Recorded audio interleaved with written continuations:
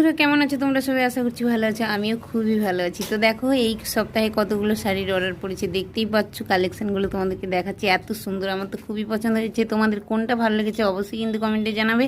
তো এই জন্য আমি ভাবলাম শাড়িগুলো খুবই সুন্দর, তো সবাইকে, আমার কাস্টমারদেরকে, আমার বন্ধুদের সঙ্গে শেয়ার করি। তো চলো এই কারণে নিয়ে চলে এলাম। আর কি বলো তো বন্ধুরা, সবসময়ের জন্য ভিডিও দিতে পারিনি, এই সময়টা হচ্ছে কাজের চাপ প্রচণ্ড আমাদের, এই জন্য কিন্তু এই কদিন আমি ভিডিও দিতে পারিনি।